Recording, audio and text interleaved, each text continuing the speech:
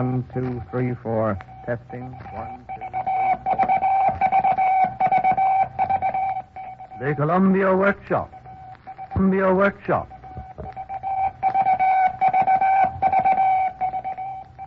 Ladies and gentlemen, tonight the Columbia Workshop presents its 7th program of an experimental series dedicated to you and the magic of radio. In our opening broadcast, we promised that from time to time we would present dramatizations of some of the exciting moments behind the scenes in radio.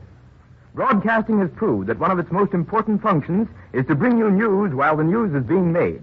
Thus, on Wednesday of this past week, those of you who may have been listening to Columbia's ace commentator, H.V. Carltonborn, heard for the first time in history the actual sounds of battle during the cannonading of the city of Irving in the Spanish Civil War. But sometimes, in spite of hazards and difficulties, it is impossible to have microphones on the spot when important news is breaking. On such occasions, quick attempts are made to reconstruct the story and dramatize it. Thus, 4 hours after the Supreme Court's Gold Clause decision, 10 hours after the burning of Nome, Alaska, 7 hours after the death of King George, comprehensive dramatic broadcasts went on the air. But to William N. Robeson, West Coast writer and producer, and the staff of Columbia's Los Angeles outlet, goes the credit for having established the record when on January 16th, 1935, the famous prison break at San Quentin was dramatized and put on the air 2.5 hours after the story broke. We're fortunate in having Mr. Robeson here with us. We have asked him to tell you and dramatize the story of the San Quentin broadcast. Mr. Robeson. Thank you, Mr. King. Good evening, ladies and gentlemen. For the past 3 years, I've been producing a program called Calling All Cars on the Pacific Coast. It consisted of dramatizations of police cases, and as a result, I developed a sort of sensitivity to crime news. We had established records for rapid dramatizations in the Dillinger and Gettle cases, but they toppled with a crash on the afternoon of January 16, 1935, when the first reports trickled in from an isolated sandy peninsula in the north where the San Quentin machine gun-guarded walls glumly faced the storied towers of San Francisco. I was sitting at home in Hollywood working on a script, half conscious of the radio going in the background. Smoke gets in your eyes from the stage production room area. And now Gene Austin steps to the microphone. Stand by for a special news bulletin. Turn that up a bit, darling. What? Oh, all right. 4 convicts escaped from San Quentin Penitentiary a few moments ago. Severely beating Warden Holohan and escaping through the prison's heavily guarded walls in a prison automobile with 4 members of the prison parole board as hostages. You hear that, Stuart? How the convicts Hey, turn off that set, will you? I've got to make a call. They're escaping from Marin County with the police. You know what that means, don't you? Yeah, you'll have to throw out next week's script and do this story. That'll be a cinch. I can work one up in 6 days. Dixon O'Donnell. Hello, Miss Campbell. Yes? This is Bill Robeson. Listen, save all the reports from that prison break for me, will you? What prison break, Mr. Robeson? You'll read all about it in tonight's papers. It just happened up in San Quentin. Oh. And tell Kim I'm pulling next week's show and substituting this story. All right. Anything else? No, that's all. And don't forget to save those reports on the break. Yes, I will. Thanks a lot. Can you imagine that? Kidnapping a prison board. Boy, what a show that'll be. Well, how do you suppose they ever managed to break out? Well, your guess is as good as mine. You have to wait for the papers. Anything can happen in the prison as overcrowded as San Quentin. Sounds like you're going to have an exciting week. Wait a minute, I'll get it. Hello? Yes. Oh, just a moment. I'll call him. It's Dick Wiley down at KHJ. I wonder what he wants. Hello, Dick. Hello, Bill. What's on your mind? Listen, Bill, a big news story just broke. Yeah, I heard the flash a minute ago. I want to put a dramatization of it on the air at 5:15. Can you write the script and do it? 5:15? Yeah. Well, it's 20 minutes past 3 nowadays. I know, but we have a gang of actors here. There's an orchestra available in 15 minutes. Sound boys are standing by. All we need now is a script. How about it? Well, it sounds screwy to me, but I'll try. Wait a minute. When will the car be back there? The garage said they'd send it back at 5. Well, that's a help. Hey, Dick, my car's being serviced. I have no way of getting down there. I'll send a cab for you. All right, I'll do it. Okay. Now, look, Dick. Yeah. Get the teletype to San Francisco open, and keep it open. We'll need all the assistance Holloway can give us up there. And then send a man down to the Times to cover their wire. Uh-huh. And have Jack Van Nostrand stand by. I'll need him. Okay. Get the cab on its way, and I'll start the script while I'm waiting. I got to work fast. Work fast on what? Didn't you just hear? I'm going on the air with the San Quentin break at 4:45. I've got to write the script. Well, how can you? You've only got an hour and 20 minutes, and you don't even know what's happened. Yeah, I know. Fastest I've been able to do it yet is 8 pages an hour, so I'll need An hour and a half. We do a 15-minute script. But, Bill, I still insist you don't know what's happened there. I heard the flash, and that's enough to get started on. Oh, it sounds impossible. Yeah, we'll see.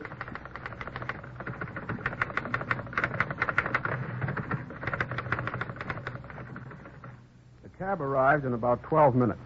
I had 3 pages of the opening scene written based on the meager news flash. While the cab stopped for a red light on Sunset Boulevard, I bought a newspaper, but there wasn't a word about the prison break in it. We did 3 miles in a little better than 5 minutes. I wish I could get a sound effect like those screeching brakes made as we pulled up to the studio. An elevator was waiting to rush me to the second floor. 10 actors were waiting, an orchestra waiting, Dick Wiley waiting, everything waiting, but a script that wasn't written. Here's Bill. Mr. Wiley, opening's here. Hurry up, Bill. Hello, boys. Okay, Bill. Okay, come on in the office here. Sure, got any more dope? Here's all the teletype flashes so far. I've got 2 girls on the wire to Heenan at the Times. They're taking the news flashes as they come in. Okay, get someone to put a typewriter in here, will you? Sure, I'll get it for Where's you. your announcement? Oh, Ben! Here I am. Bill wants it. What can I do for you, Bill? Look, here's 3 pages of the opening I wrote in the cab. Finish it, will you?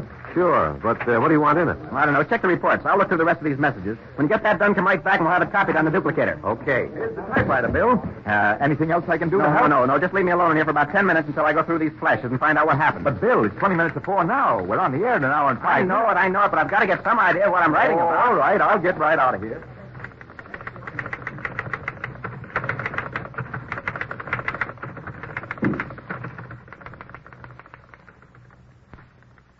The race between the tapping of the typewriter keys and the ticking of the red second hand on the clock began. But that red second hand, the tyrant of radio, the implacable timekeeper of the network, swinging slowly, ruthlessly around the bland face of the studio clock, kept gaining. Conflicting reports, contradictory rumors, sheafs of messages, and each moment a new flash coming in describing the mad dash of the convict-laden car. An opening night excitement gripped the studio as they got their instructions word by word. Hey, Lloyd! Lloyd, bring the sound truck in there. Hey, Leslie! It pipes down in the hall there. I'm trying to think. Hey, Bill. Yeah, how's this here? Oh, a rifle in a small way, but there aren't any machine guns in the script. I see. Here's the second scene, Mr. Robeson. All right, drop it down there. Bill Goodwin. Bill Goodwin! He's in the studio, Mr. Robeson. Okay, I'll get him. All right, boys, let him have it. Stop. Hold it, please. Wait a minute, boys. Here's the second scene, Bill. A couple of guards, a warden, 4 members of the board. And don't forget one of those convicts is a Cockney. Now, sign these parts quickly, will you? I've got to get back to the typewriter. Okay. I'll be back. What about team, Bill? Oh, Fred, use anything you've got. Something big open with. The robber mark from the Chuchin Chow. All right. Bill, I got a check. All right, boys. Here's your parts. Bob Fraser, you play the warden. All right. John Prince, you play Atherton. George, stick with us, boys. I'll be back in a minute with the next scene. Hey, Bill, do you want 4 or 8 cylinder cars? Oh, get a kitty car. Oh, all right. Mr. Robeson, another flash. They sighted the convicts near Petaluma. Now, isn't that just dandy? And I haven't even got him in the warden's house yet. Keep bringing them. Okay, as fast as they come. What can I do for you now, Bill? Look, Jack, I'm doing the scene where the convicts caught the warden and kidnapped the board. You start the scene after that, will you? Yeah, well, what happened? Here's the flash here. They tried to get across the Black Point cutoff, but the bridge was up. Yeah. Then they let one of the hostages off they threw him out to throw the police off their trail. Yeah. Now, it's all here. Bang it out in about 3 pages. Okay. I don't have much time, Bill. I know. Listen to this text, Bill. Go ahead. Is that okay, or do you want the record? Oh, the record. Yeah, right from Frisco, Bill. Anything new? Yeah, the convict car just turned down the Hicks Valley Road. Can't those bulls do me a favor and catch that mob? Do you a favor? Sure. Here, I've got the biggest story of the year and no climax to it. Ladies and gentlemen, at this moment, the fleeing convicts are being chased all over Northern California by a policeman who are your friends. Thank you, and good afternoon. That's a swell way to end the show, isn't it? What time is it? 4:30. 15 minutes, and we're on the air. Anything else I can do to help you, Bill? I've got to get going. No. Now, keep your eye on the teletype and let me know the second any news comes in. Then I will. Stick right with it.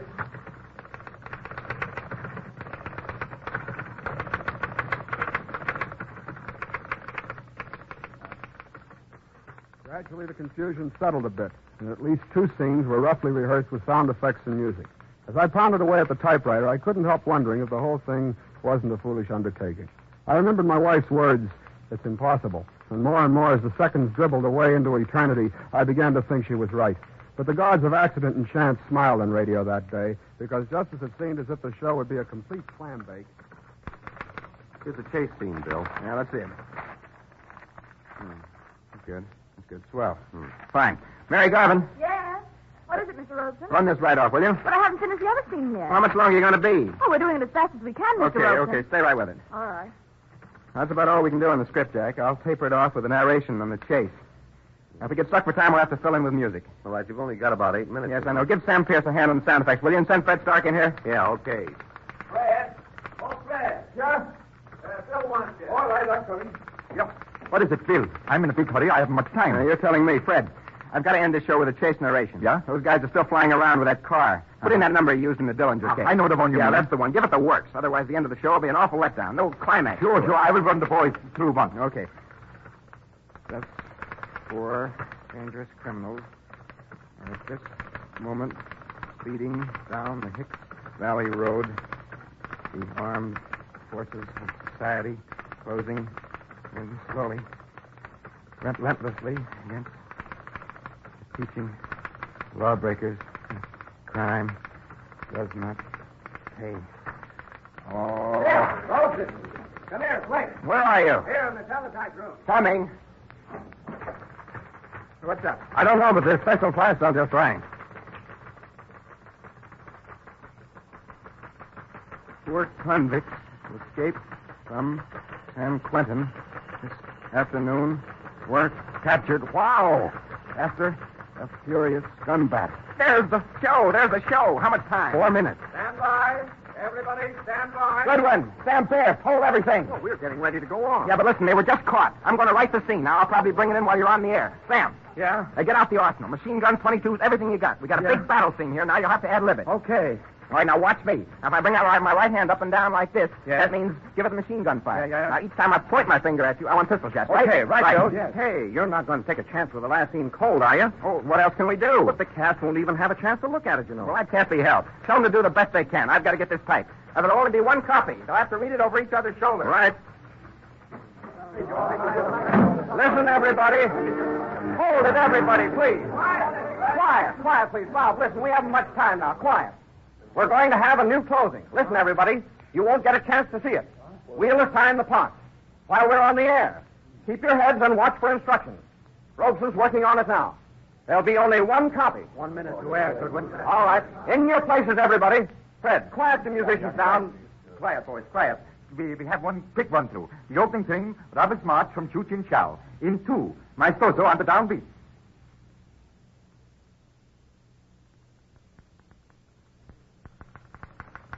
It's 1 minute ahead time, Bill. Okay, I'm nearly finished. 2 lines more. Well, Goodwin told him to watch for instructions in the last scene. You think it'll work? If we keep our fingers crossed. There it is. Let's get into the studio. 15 seconds. 10 seconds. Stand by.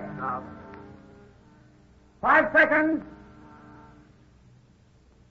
Quiet.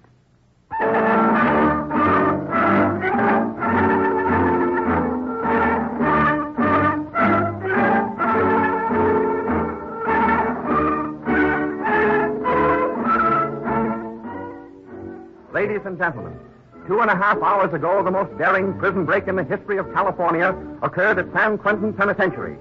We now bring you a dramatization of this headline news story exactly as the events have been happening, as a special presentation of the public events and special features department. Charlie, right here. We will reenact for you the daring break in the events which are occurring at this very second. Ladies and gentlemen, the San Quentin prison break.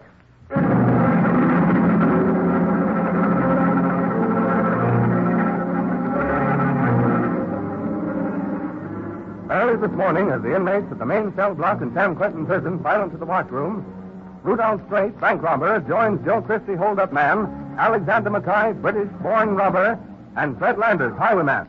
They engage in guarded conversation.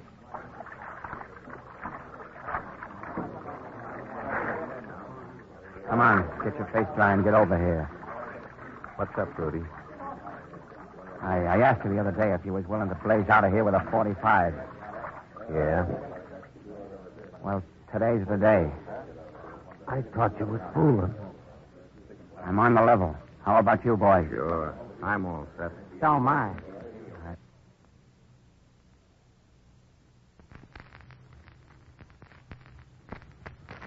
That's great. Now, here's the lowdown.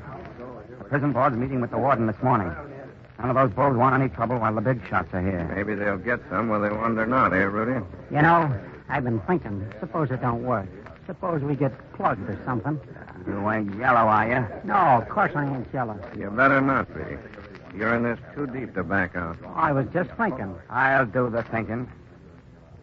What are you going to do for gas? That's all taken care of. You ain't got nothing to do but come along and do what you're told. We got some 45 stashed away. Hey, who's that? Fresh fish, I think. I don't know him. Do you think he's wise? No, he wouldn't be making a noise if he was. You never can tell about stools. Now, look. A board meeting in the warden's office, see? Yeah? So what? I got a tip that they all go over to the warden's house for lunch. Now, what's that got to do with us? Plenty. We drive up in the old Ford like we were doing our work. But all the time we got the 45s in our belts. Yeah. Then what? So we go in and we snatch the warden and the prison board. What? You're nuts. No, I ain't. We snatch the warden and the prison board. They'll come in handy. Cops won't shoot so fast when they know we've got big shots in tow. Holy mackerel. The warden and the prison board. Yeah. They've been handing out and turning down paroles all morning. Maybe they'd like to see how it feels to be the guy on the carpet. And for once, we'll be the big shots. Kind of a funny idea, don't you think? It's okay if it works, Rudy. Oh, it'll work. We'll be out of this joint in less than 4 hours. Look out. Here comes a bull. Bring up there, you guys. Bring up. Take it easy.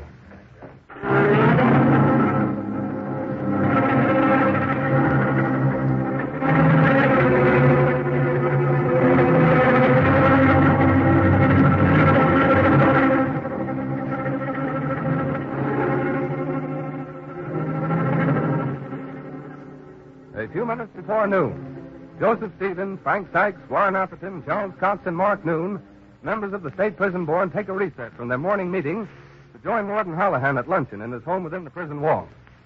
The pleasant, sun-filled room gives no indication of the impending danger that lies just outside those high French windows, where 8 hard eyes are watching every movement, 8 keen ears straining for every word.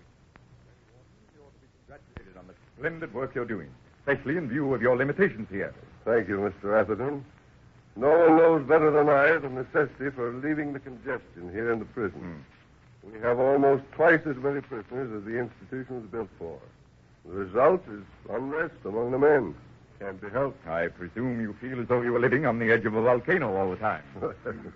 Something like that. You see, gentlemen, the granting of early paroles is by no means the answer to our problem.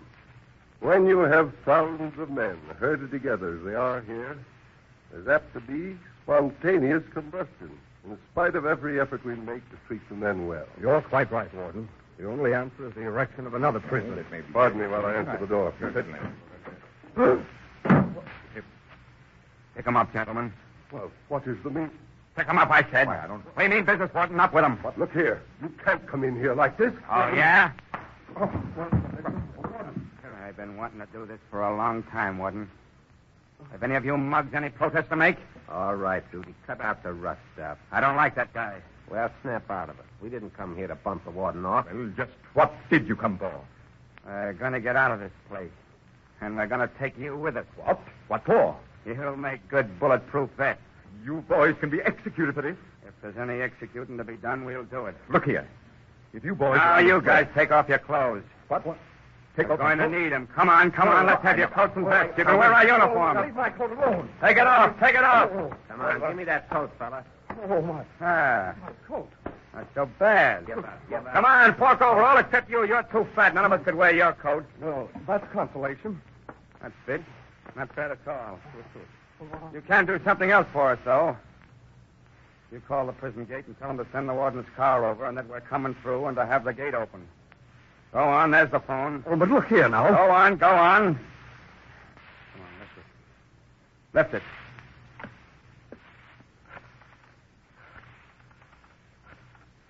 Hello, Westgate. This is Mark Noon speaking. Send the warden's car over to the house, please. Yes, that's right. Tell him to keep that gate open. They're all coming through. They're not stopping. And the whole board will be coming out in a minute. So have the gate open, please. Now, You birds look like a swell assortment of cons. And we look just about as respectable as you did when you had these clothes on, I guess. Come on, Rudy. Let's get going. Don't get excited, Joe. Okay, gentlemen. Cut through the side door here. I see the car coming. Well, but what about the warden? We'll have to leave him. He'll come to sooner or later.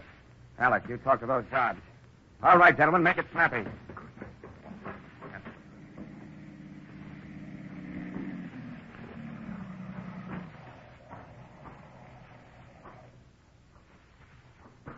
All right, you at the wheel. Drop that rifle, quick. What? Drop it or we'll plug you and these guys here. Okay, gentlemen. Pile in the back. You there, stay at the wheel. You're driving it. And this other guard, you stand on the running board. Come on, boys, make it snappy. Look here, my man. You'll never get away with it. Get in. This is my party. Okay, boys. Let's go. Kick that siren open and drive straight through the west gate.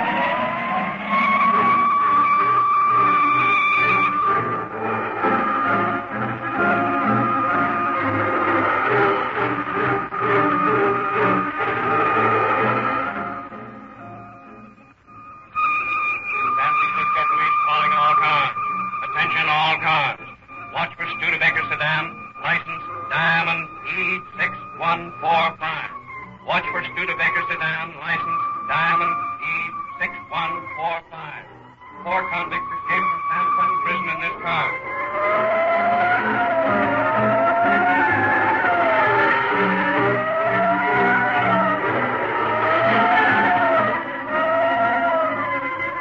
Calling all cars. Calling all cars. Oakland police calling all cars. Special emergency broadcast. 4 convicts escaped from San Quentin.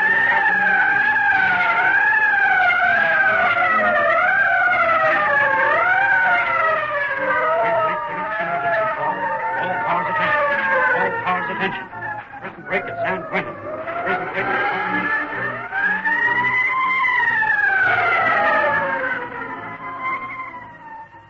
Hamilton Field calling bombing planes 211 and 212. Hamilton Field calling bombing planes 211 and 212. Return to your field at once. Return to your field at once.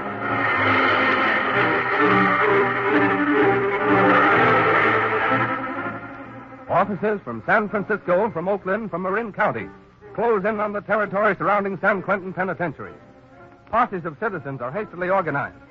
The bombing squadron at Hamilton Field stands by for orders that will send them into the search from the air. The state teletype spins the law's web across California, describing the escaped convicts, describing their fleeing car.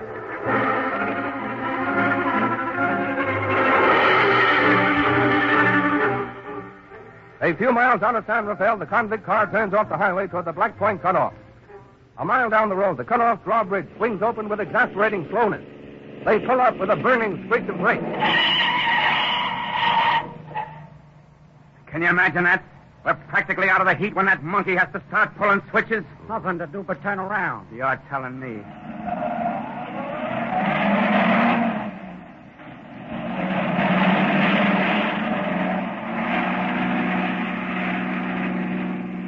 Now we gotta go back into all the cops in the world. If you don't mind, shut up, you. But I want to ask a question. Let them talk. It'll make them feel good. What's on your mind, Toots? What I want to know is, how in the world did you get those guns? That's a professional secret. What you don't know won't hurt you. Rudy, look. What? Cops ahead. Get your rods out. Step on that siren mark and drive.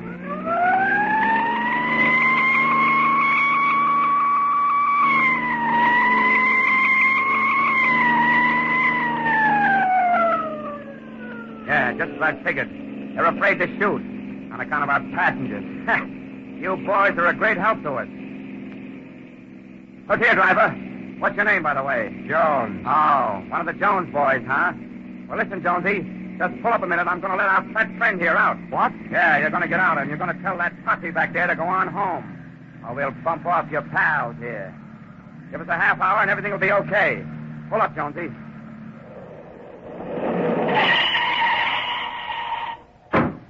Okay, get out. And don't forget that message. Get going, Jonesy.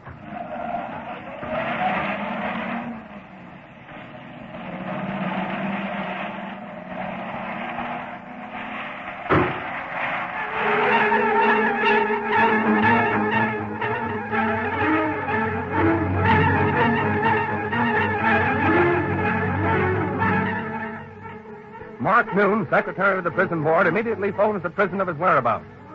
With orders to hold fire as long as possible, the army of the law goes into action. As police radios blare last-minute flashes, a posse composed of hundreds of men and scores of police cars block every highway and byway in Sonoma and Marin County. Slowly the law closes in, combing the hilly North Coast country. As the convict's car swoops into the Hicks Valley Road, the posse sights it. The chase is on. Deputy sheriffs pull out shotguns from the roofs of high-powered police cars. State patrolmen crouch over white motorcycles, unlimber guns, fire and scream. 10 miles, 12 miles, 14 miles they roar west of Petaluma. The law holds its guns in readiness. The convicts, still out of range, apprehensively look backward. Then, when they are 18 miles away from Petaluma, the convict's car takes a turn too sharply. The car skids, the law is within range. That's low, you guys. Hey, Jonesy, keep the car on the road. Can't help it. They shut off the rear. Oh! What's the matter with you? They got me. And the light. Try to pick off that guy on the motorcycle, Joe. Come on, Jonesy. I can't go any faster than 50 with that rear tire off. Well, I can. Get out. Oh, don't throw me out, for God's sake, man. Get out. Push him out, Alex. I'll drive the thing. Ah! Gee, I never knew a guy had bounced like that when he hit the road. No use moving the gun on us. I can't get any more speed out of this thing than he did. There's some buildings up here. Find it out there. Okay. I'm going to stop it. Jump out fast and run for it when I do.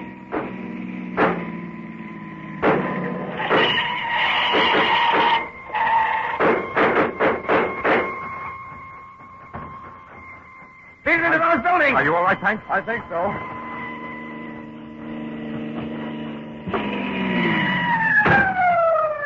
Take him up, you. Oh, don't. Oh, no, God, don't shoot, Sheriff. That's Atherton there. They made us change clothes. Where are the convicts? They ran into that building. Okay, men, surround the building. Look out, that car's behind you. I got him. Let him have it, boys.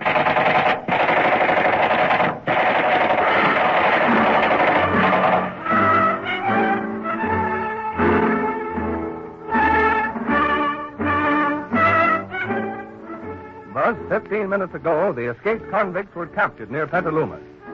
According to the last news flash just given to me, at least one of the convicts is dead, and Warden Hallahan is lying in the prison hospital critically injured as a result of the assault he received at the prisoner's hand.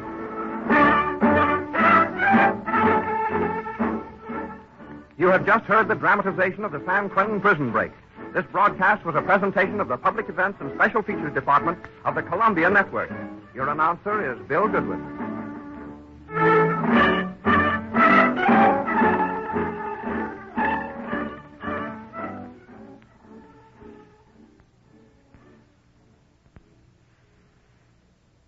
Okay, we're off the air. Congratulations, Bill. That was swell. Oh, yeah, we were lucky. Oh, that's swell show. Swell show. Bill, Thanks, everybody. I didn't think you could do it, but you did. Thank Jack Von Nussbaum. If it hadn't been for him, we'd never have gone on. Oh, hell, we wrote a couple of scenes. You're the baby. Hey, wait a minute. Listen. Open that window, Charlie. See what that kid's yelling. Extra all about the San Quentin prison break. All about the prison break. Get your coffee and read about the San Quentin. Ladies and gentlemen, you have just heard a behind-the-scenes dramatization of the fastest radio reenactment in broadcasting history. It was written and directed by William N. Robeson as guest producer for the workshop. This is the Columbia Broadcasting System.